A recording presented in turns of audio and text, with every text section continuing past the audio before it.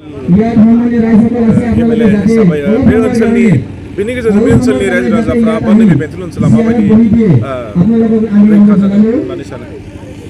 गिबियावनो आङो पिजुस हाजरिका आसामनि वाटार रिसोर्स डिपार्टमेन्ट मिनिस्टार आरो जोंनि प्रमद बर' मानगोनां बिटिआरनि चिफ बिथांखौ आङो गोरबो गोसोनिफ्राय गोजोन हामलायनाय होदों जे नैबे चिरां जिल्ला थामहिनबा सिडली समस्तिया भुटाननिफ्राय फैनाय गोबां दैमा दैसाफोरजों बुंफबनाय आरो बे दैमा दैसाफ्रा थांनाय गोलाव बोसोरनिफ्राय हा खुरखानानै बे ओनसोलनि सय सम्पति खहा खालामबोदों।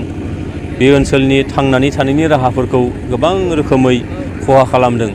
दा फैयै फैयै गोलाव समनिफ्राय फिसा फिसा माखासे सेंसनफोर लाबोनाय जादों प्रटेक्शननि नामाव। नाथाय देग्लाय नैबे बाराव जोङो जोबोद खाफाल गोनां होननांगोन जे बेंटल दुर्गापुरनिफ्राय लानानै ओरै खोलाहा रौमारिसिम फ्राय 12 किल'मिटारसो बे राइट बेंकआव बिमा दैनि राइट बेंकआव जोङो मा 125 कौटिनि सेन्ट्रेलनि मोनसे पेकेज जों मोननो हादों आरो बेखौ जिअ बेगनि गेजेरजों बेखौ प्रटेक्शन होनो थाखाय लाहार फाहार खालामनाय जादों। आङो जोबोद गोजोननाय मोन्दों जे दिनै जोङो नैबे ओनसोलनि रायजो राजाफ्रा दैज्लां फैबानो मोनसे हाहाकार मोनसे थासारि दंमोन जे गोदाव सोराव मोनसे मा खालामगोन मा मागोन मोनसे थासारिमोन।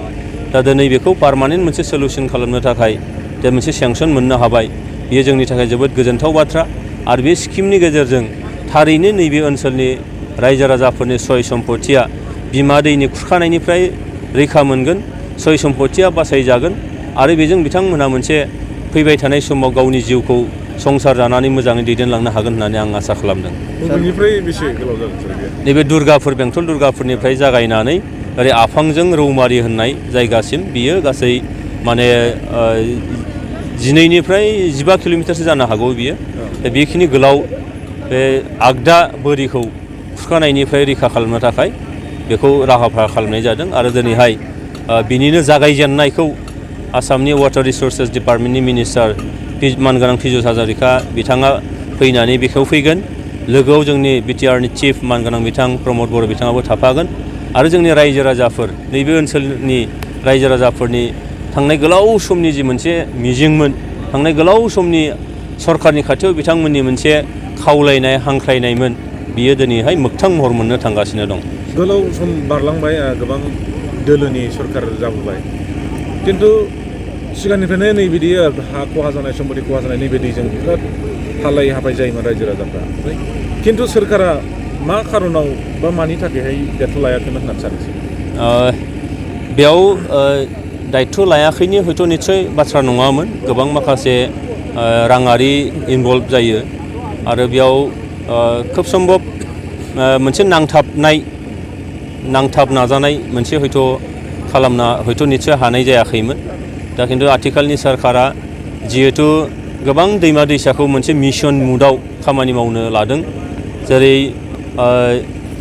बोरसि दैमाखौ लादों, कफिली दैमाखौ लादों जे मिशन मुडआव खामानि मावगोन आरो जोंहा नैबे बिमा दैजों लोगोसेयैनो नैबे चिरां जिल्ला थामहिनबा सिडली समस्तिनि सिंनि जोंहा नांगोल दै, माख्रा दै, निज्लाखौ लाफानानै जिफोर दैफोर दङ, भुर दैफोर दङ, बेनि खुरखानायनिफ्राय होबथानो थाखाय मोनसे मिशन मुडआव खामानि मावनायनि मोनसे सरकारा थांखि लादों।